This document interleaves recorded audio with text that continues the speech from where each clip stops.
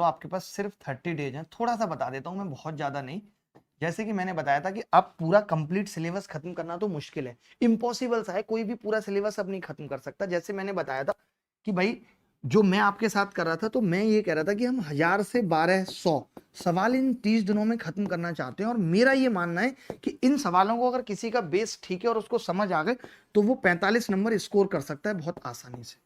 ठीक है, 45 नंबर गणित में वो स्कोर कर सकता है। यही सेम मैंने कहा कि जीएस के अंदर भी हमारा ये प्लान है कि हम 300 400 क्वेश्चन यानी 1200 से 1500 क्वेश्चन आपको फुल एक्सप्लेनेशन के साथ प्रैक्टिस करा दे और इसकी पीडीएफ भी आपको दे दें, जिससे क्या हो कि कोई बच्चा अगर क्लास नहीं अटेंड कर पाए, लेकिन क्लास से क्या होगा कि एक क्वेश्चन से आपके 4 क्वेश्चन निकल के आएंगे। ठीक है, करंट अफेयर की भी मैं एक लंबी क्लास बनवा के जिसमें सारा 6-7 महीने का करंट आ जाए। करंट अफेयर की भी मैं एक क्लास से ज्यादा आपका टाइम नहीं खराब करूंगा, हिस्ट्री की भी एक क्लास से ज्यादा नहीं, भले ही वो 6 घंटे की हो 7 घंटे की हो, बट एक एक क्लास ही मैं सबकी आपको दूंगा कि एक एक क्लास में ही ऐसे एक्सपीरियंस्ड लोग पेपर बना के या सवाल बना के आपको दे दें जिनका पहले भी ये रिकॉर्ड रहा है कि उनके पढ़ाने में से सवाल एज इट इज फंसे हैं, जो बहुत एनालिसिस करते हैं, जो बहुत रिसर्च करते हैं इसी चीज पे कि पेपर आ कहां से रहा है। उसके अलावा हमने रीजनिंग पे भी आपसे कहा, तो रीजनिंग में भी मुझे नहीं लगता, रीजनिंग में हम सिर्फ आपको जो सपोर्ट करेंगे बहुत प्रैक्टिस की है। जो टॉपिक मैं क्या करूंगा, एक क्लास में वो सब सवाल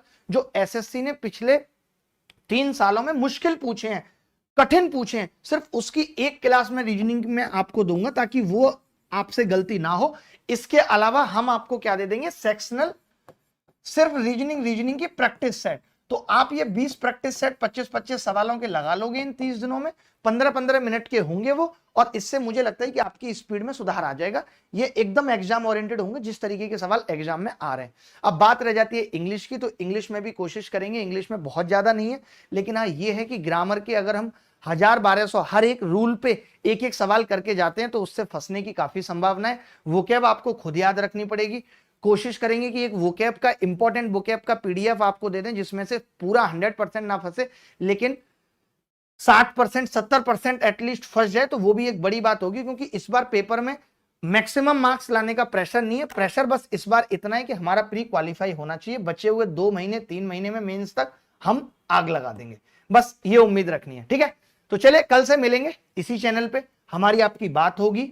और अभिनय मैथ्स पे A to Z क्वांट 2.0 चल रहा है, वो चलता रहेगा।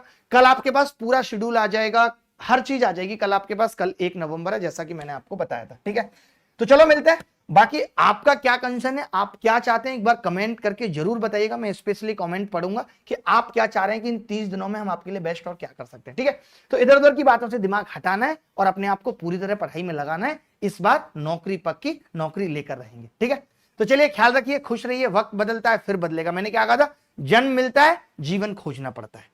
रिसोर्सेस मिलेंगे, नौकरी खुद लेनी पड़ेगी।